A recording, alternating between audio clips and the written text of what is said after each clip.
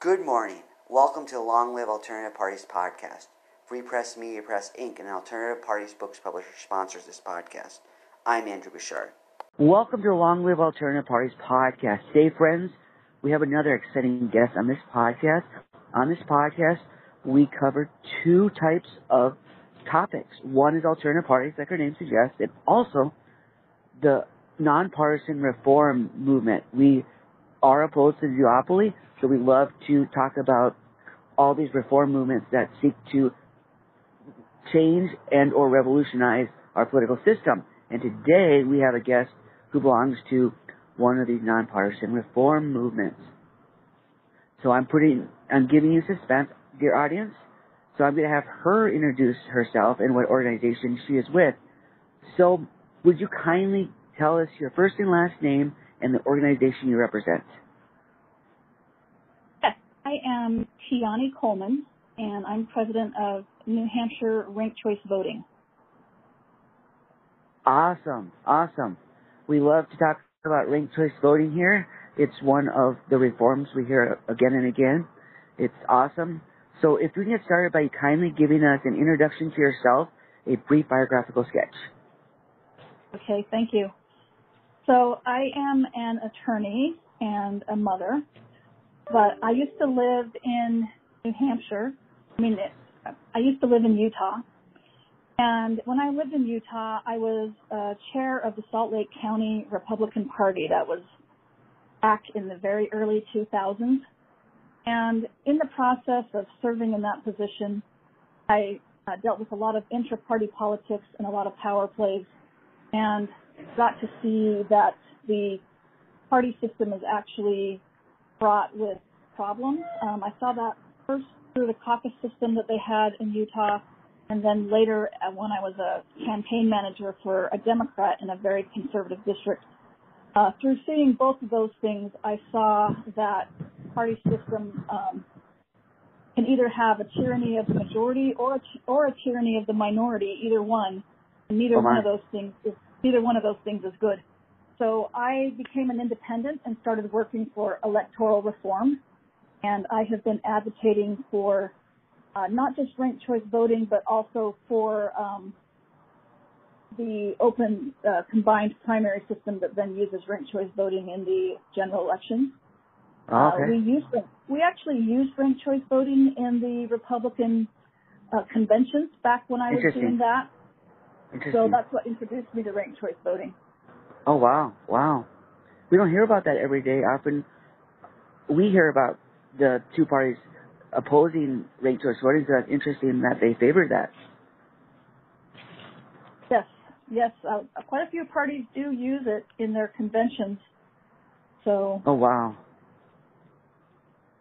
That's an interesting statement in and of itself, because what they're saying by doing that is that they like this system, yet they don't want to use it as in the general election. So it seems to be saying that this is good, yet it's not good. Their actions they're incongruent in a sense. That's true. Robert's Rules of Order actually says it's a good system to use, and we use it, to be able to determine the things within our party. But you're right, they got afraid of it expanding too much, although it has been expanding slowly. Oh, good. So you said Robert's Rules of Order deals with the topic of ranked choice voting? Yes, Robert's Rules of Order prefers multi-ballots, but they said that the next best thing is preferential voting, which is essentially ranked choice voting, because they think that, you should be getting a majority you should be getting a majority whenever you're holding any kind of election. Wow, I didn't realize that. I was in student government, so I'm familiar with Robert's Rules of Order, and I've looked at the manuals before. I don't ever remember anything mentioning about about ranked choice voting, so that's awesome. I missed that. Yes, it uses the term preferential voting, which is really the same thing. Oh, okay. So say that term again, please. They use the term preferential voting, which is really preferential the same thing voting. Okay. Ranked choice voting. Mm-hmm. Okay, preferential voting. Okay. So you were an attorney. How did that influence your political outlook and approach? it probably made me consider things more carefully and look into things, hopefully it helped me have critical thinking. And so okay. I guess in that sense, it influenced me to look critically at the system and recognize that the system actually needed to be reformed. And like I said, I was raised in a conservative household, and I, active in Republican politics, but I decided to become an independent. And since becoming an independent, I'm a true independent now. My views, I would not describe myself as conservative anymore, although I still retain a few things. From there, I wouldn't say I'm liberal either. I'm independent, and so I have different views on different topics depending on the facts and circumstances. Okay. So that's what I hear about a lot of independents are in that spectrum, that the part of the spectrum that you're in, where they have certain views from both sides of the spectrum, both liberal and conservative views in the various from issue to issue, person to person. So I understand a lot of people are in that position. So that's a good place to be then. Yes, it is.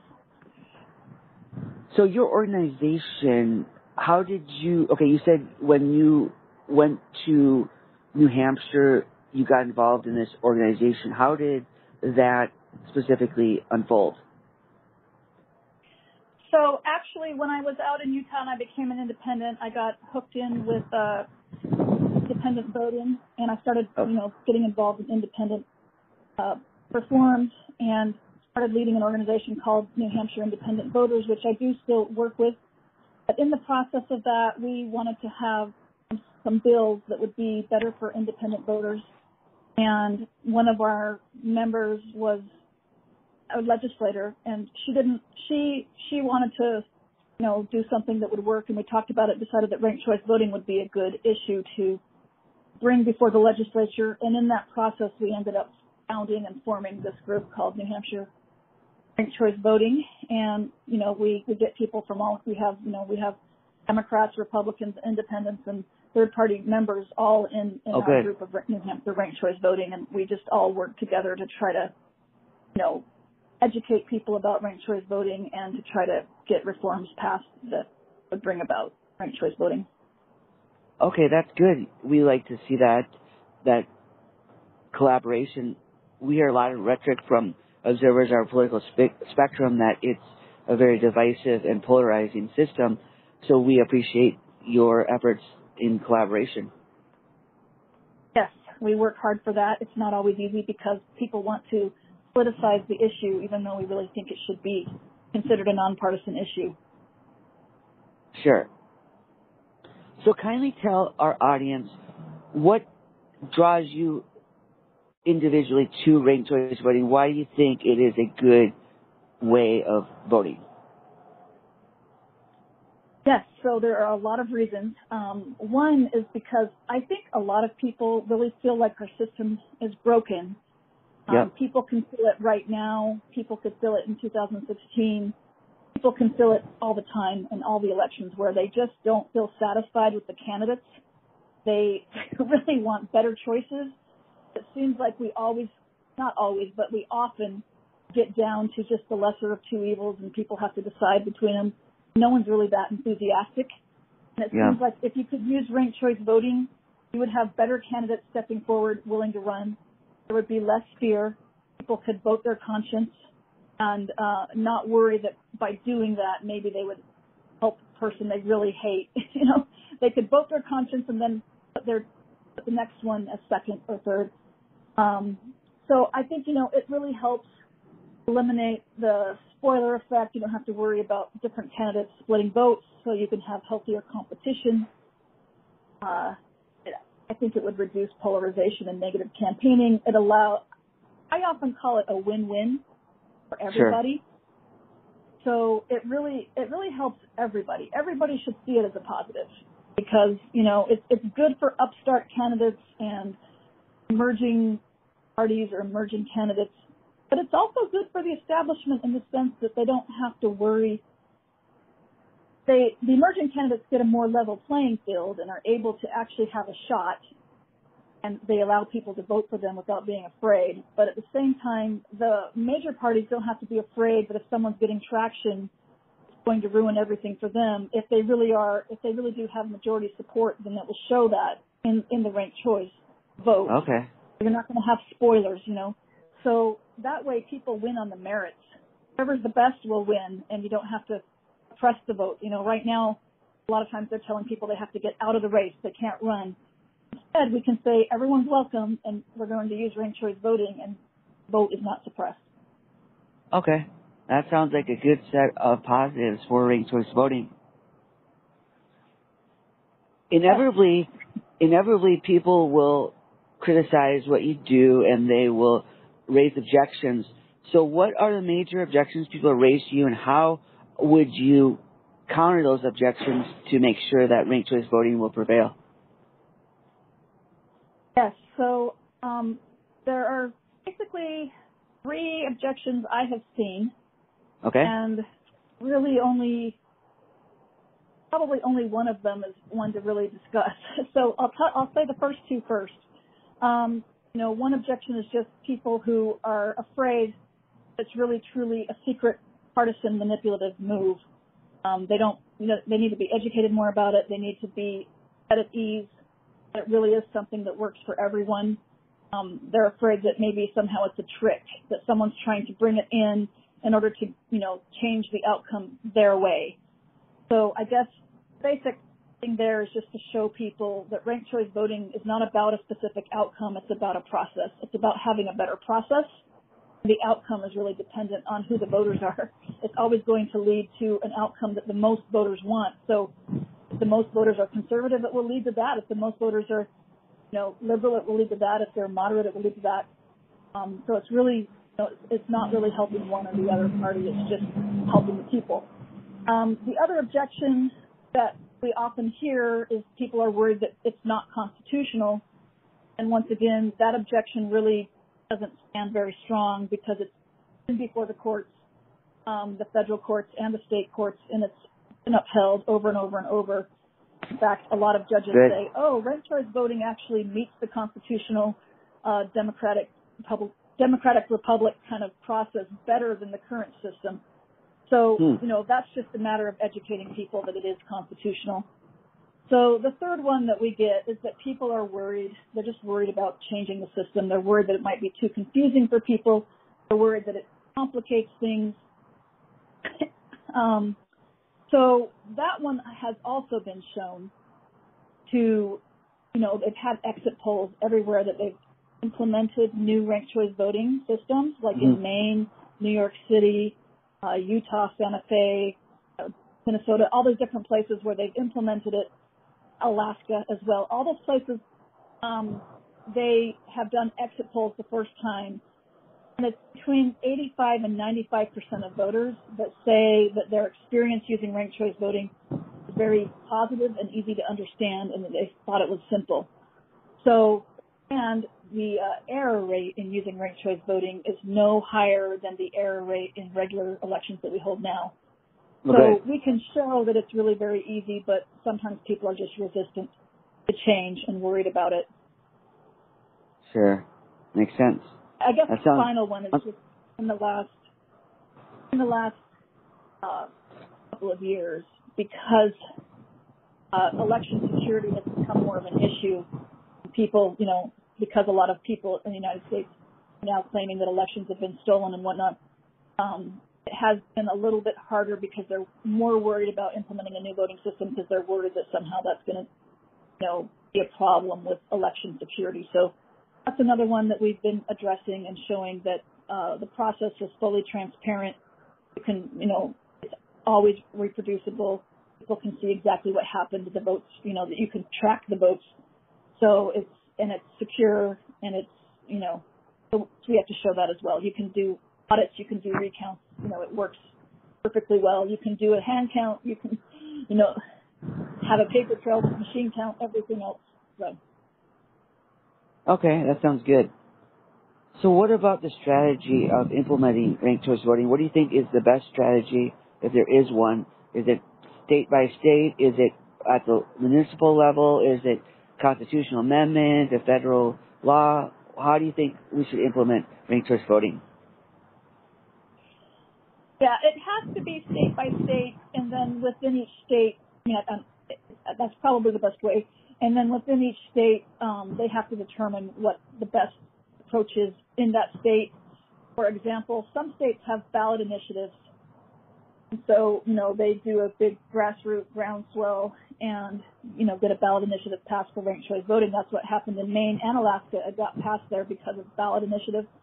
And in Nevada, they passed one in 2022 that they have to vote again because of the way their constitution works. So it will be on the ballot again this year.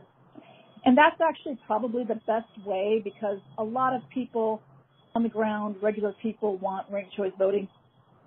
Here in New Hampshire, we do not have ballot initiatives, so it has to go through the legislature. Oh, okay. And so we have had bills to have ranked choice voting, change the whole system to ranked choice voting, but because legislatures aren't as usually as willing to make a big change, we've also had a bill that just starts with implementing it at the local level, just for municipal elections, for mayor and town clerk and those types of races, because we have to have enabling legislation in order to allow towns to do that, and then each town can individually decide whether they want to opt in or not. Oh, okay. So we've been working on both, but knowing that the legislature might be more willing to start with the local option than with the big change for the whole state. Okay. So it sounds like there's a variety of strategies, yet there are some you think are better than others. Yes. Okay. And it partially depends on the area, too, because different areas have different restrictions and different requirements. Right, and different needs. Sure. So what do you think is the best way to spread the word about ranked choice voting so that more people who can support it can hear about it? Yes, so one thing that we've been doing is we just go clipboard at different events. For example, we'll be having our First of the Nation primary, at least on the Republican side, and on the Democratic side, I guess it will still be a primary. That's coming up on the 23rd of this month, and we will be clipboarding. We'll be clipboarding at those polls to get people, to sign up who already know about ranked choice voting, and to tell people just a little quick thing about it if they don't know about it, and try to spread the word that way. That way we can build the ground support. But we also go to places like the Rotary Club and the Lions Club and, the town meetings and things like this to try to, we offer to do presentations on ranked choice voting and help educate people about it. And one thing that's been very successful, it was successful in Maine and it works well, is to actually give people a little ballot and give them a chance to do a ranking and then count it right in front of them. So, for example, some people go to like breweries and maybe they have a beer election and vote on their favorite beer, or we can do ice cream elections or cookie elections or whatever. And, you just have people get together it can be house parties or whatever, and they actually rank their favorites and rank them in order, and then we'll count the ballots right there in front of them, because when people actually see it, it clicks immediately, and they understand it easier that way than if you try to explain it to them. So sure. We do that, and once they've tried it, they get it, and then they seem to really like it. So experimenting with it, experiencing it is the best way to convince somebody. Yes, it is. Oh, good. It was interesting. I'm sorry, I cut you off. Go ahead. I'm sorry. Go ahead. No problem. In our presentations that we do, we have slides that show, for example, the 1992 election with Perot, and we show the election with Al Gore and Ralph Nader. We show the different elections so that people see that this happens in real life, where, we have outcomes that people really would like to be able to do the ranked choice voting. So that's another thing that we show people. Yeah, that sounds good. A lot of people, those two elections are major elections in our history, and they both involved alternative party candidates. So those elections, Yes. a lot of people have strong feelings about those elections, and especially the 2000 election, a lot of people hated Ralph Nader for what he did. So it's good to know, to have you inform people about how we can avoid scenarios like we had. Yes. Mhm. Because a lot of people are in the mindset that one alternative parties take votes away from the major parties. So it's good to know that we have a system intact that will not let that happen. Absolutely.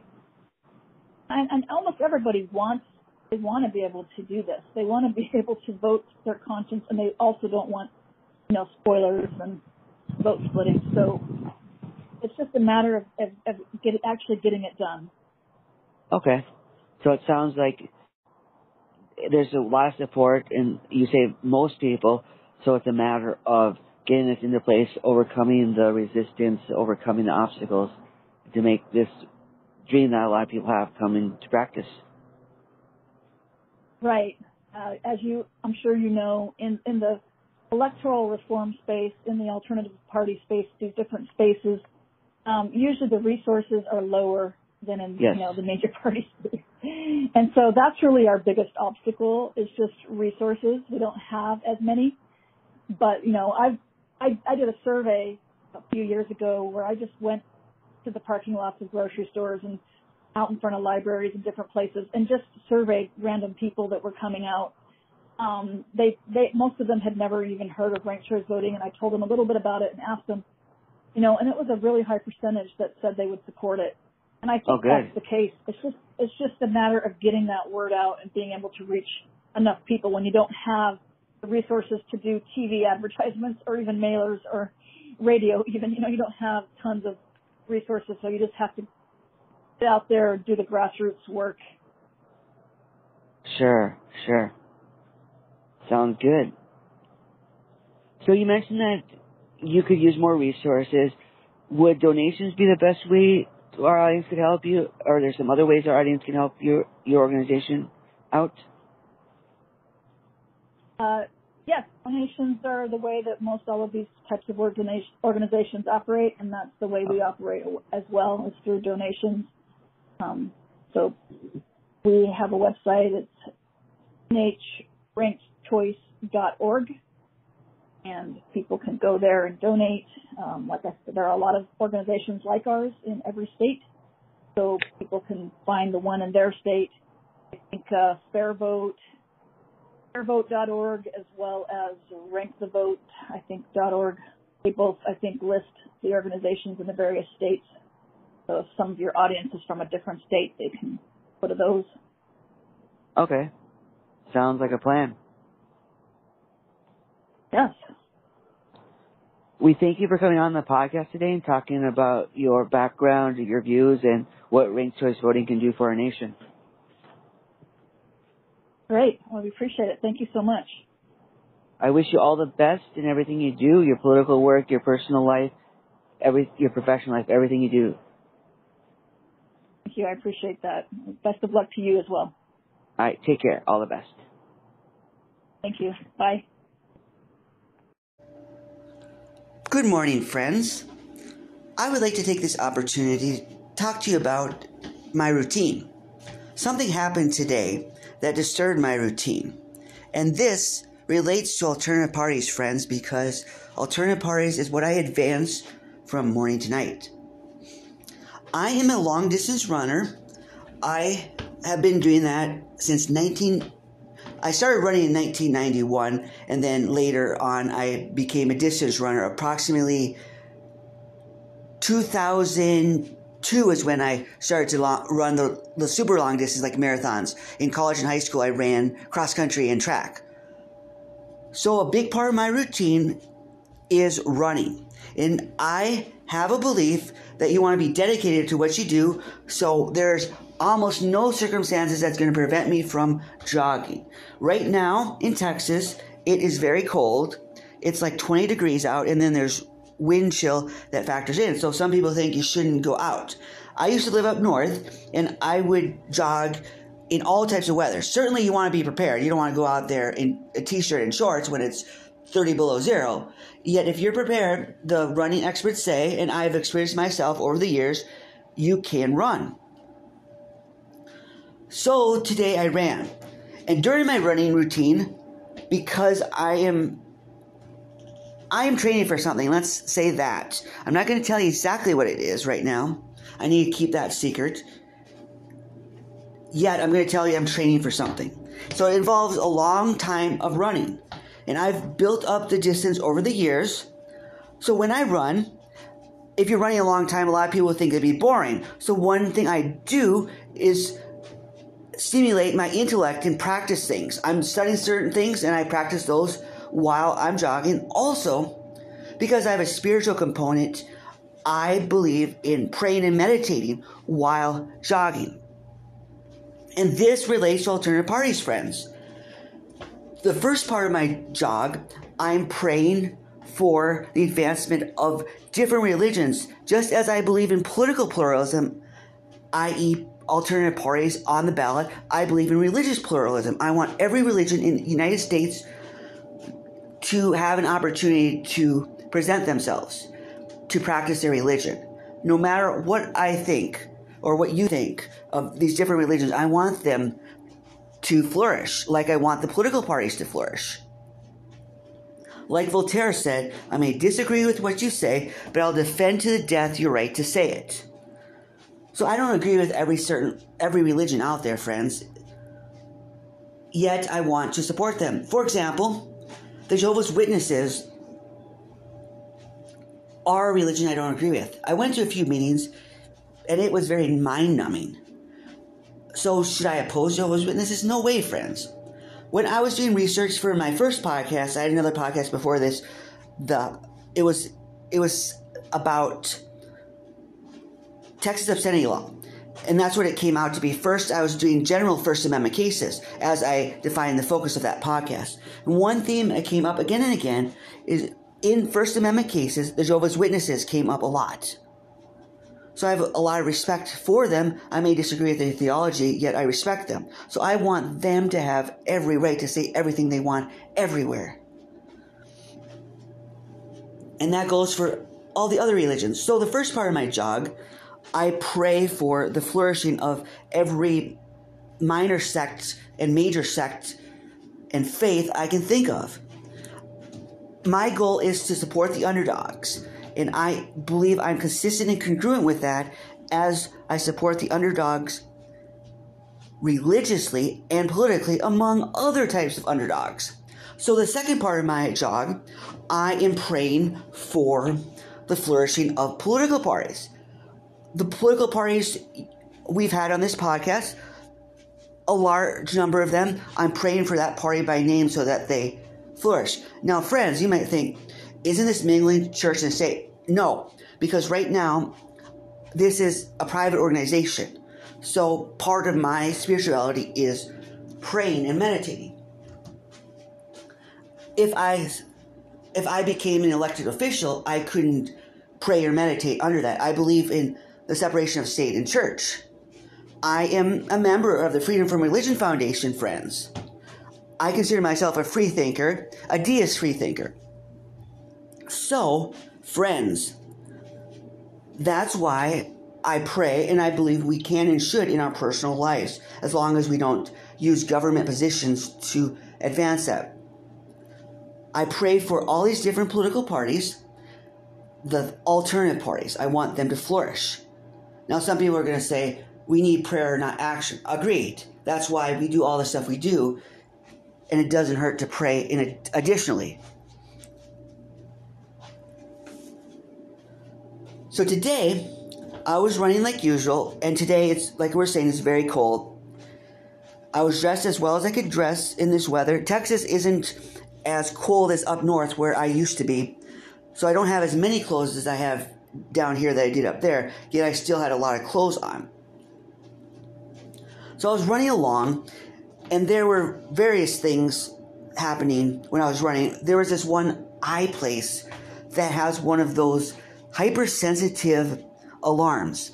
And these alarms aren't giving a sound, but they have vocalizations.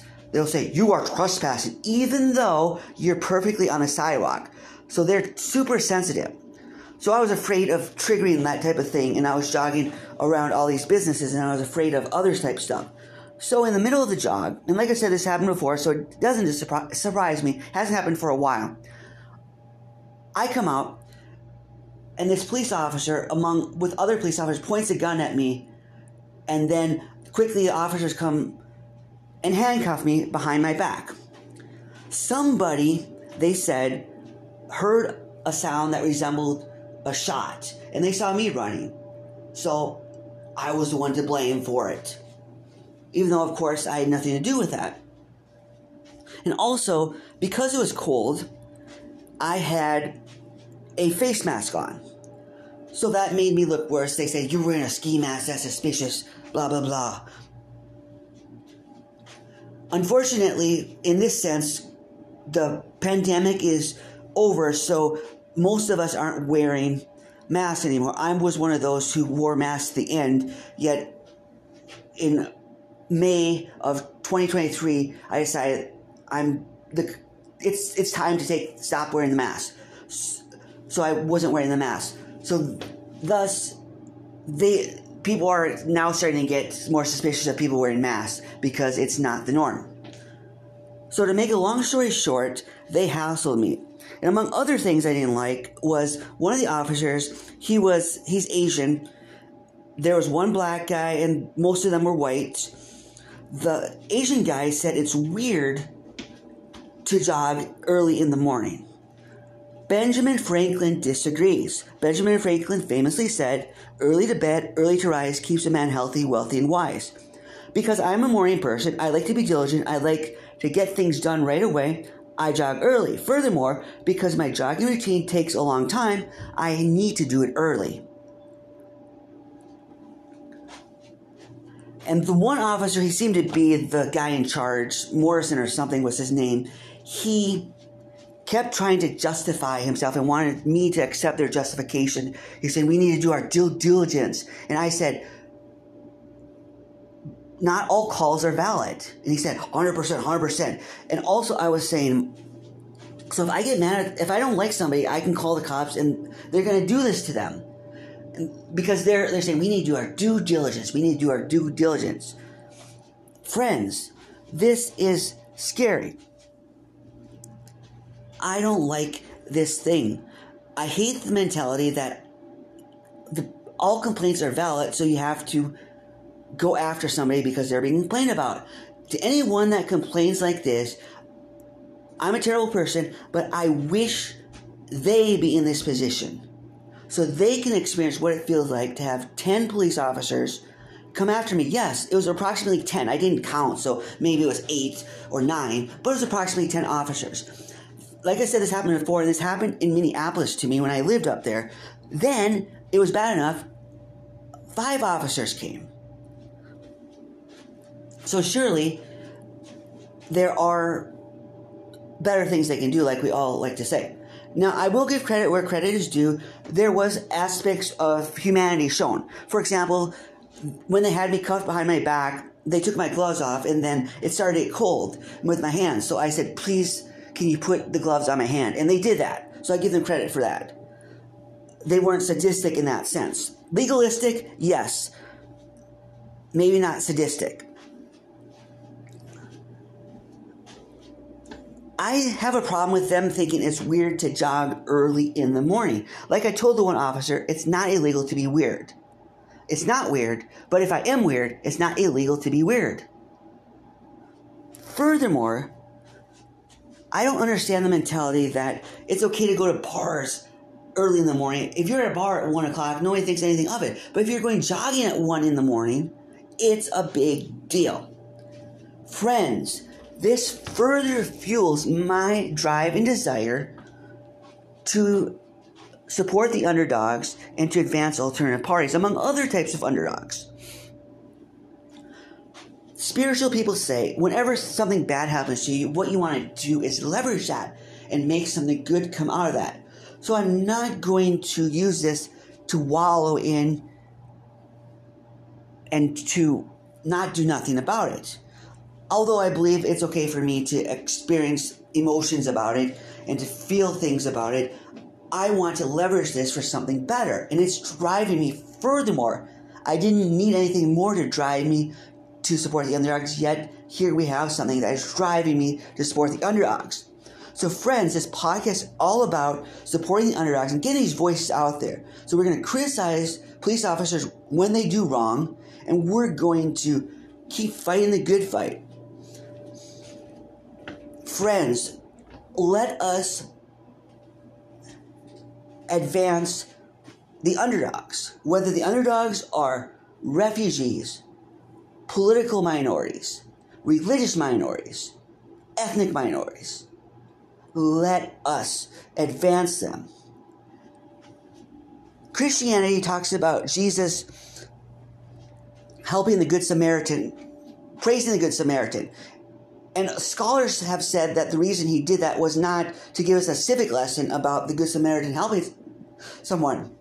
But the Good Samaritan did that, he said he praised the Good Samaritan because in that culture, in that time, the Good Samaritan was the persecuted minority that the Jews of the time considered subhuman. So what he did in that time was say, hey, you're wrong about taking away the humanity and the divinity of this person because they are a human being and nobody is subhuman. So we need to have that mentality. And furthermore, friends, if you're not a Christian, you may not say, that's not relevant to me. There are other religions that have the same. I remember learning about Buddhism, and the Buddha did that. He challenged the caste system. And then recently I read this book about Sikhs. And the guy who wrote the book said, I believe the book was, from memory, I believe the book is called The Light Within Us or something like that. The guy said the Guru Nanak, forgive me, I forget his exact name, would also challenge the caste system in India. So a lot of different religions believe in egalitarianism and equality. So that's why, friends, we're going to support the underdogs. Whatever we do, politically, religiously, the whole system. So that's why we support the Palestinians. That's why we support the Syrians. That's why we support the Ukrainians. That's why we support the ethnic minorities in the United States. So friends, let's keep fighting the good fight. And that's why I love alternative parties, because they support these different views that not everyone is supporting. And we say that. That's what we say we do. And indeed, that is what we do. So friends, when the police do wrong, we're going to call them on that. Now, some of you are going to say, you're white, so we don't want to hear about police problems with white people. And indeed, I am here to tell a story, so it could have been worse. What one of my friends says is, we're not in competition with each other. So some people who try to play the two groups against each other are in the wrong. And usually it's the conservative people doing that. For example, sometimes when they're talking about police brutality, it disproportionately against black people, the conservatives will always say, what about the white people? They don't care. I don't think they care about the white people. They're causing trouble by doing that. The conservatives are. From what I understand, the Black Lives Matters people, they say, I heard that during rallies, they take a certain amount of the time to honor the white victims of police brutality too. And they say that the key word is disproportionately, because by the law of averages of all police brutality cases, certainly some of them are going to be white people. That's why disproportionately is the operative word, because if you have 100 police brutality cases or police misconduct cases or whenever the police does anything bad from the outright physical violence to more subtle harassment, it's going to be the vast majority are going to be black. And there's going to be some white people in there too. So we don't want to say because most of them are black, the white ones don't matter. Yet we also need to honor and realize what the Black Lives Matters movement is saying, because that is valid, that we can't have the police profiling black people more. That's not acceptable. So it's all types of things that we need to worry about. And yes, that's why they say Black Lives Matter. And I also heard Black Lives Matter say, when police brutality is against white people, black lives still matter. And the point of that is my interpretation, correct me if I'm wrong, is it's a counter to this conservative view who's trying to pit the white people against the black people as brutality goes and other misconduct goes, because they're saying that we recognize that some of the victims of police misconduct are white too, yet we're not going to use that as a red herring to stop the legitimacy of the Black Lives Matter movement. So indeed, friends, it could have been worse, yet it should not have happened at all.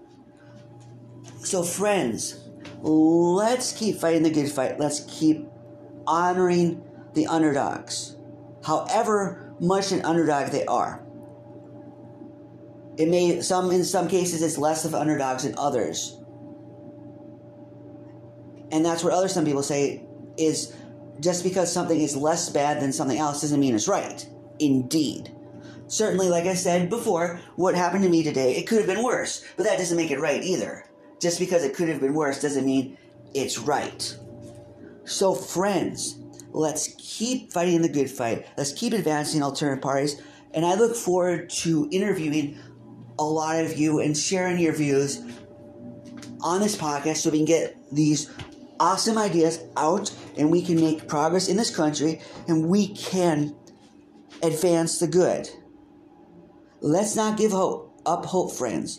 2024 is here. Some say this could be a great year for alternative parties. Some say there's a lot of conditions that are happening right now in society that make it a great opportunity for alternative parties. Whether it's a perfect year or an imperfect year, let's keep advancing alternative parties. Long live alternative parties. Goodbye.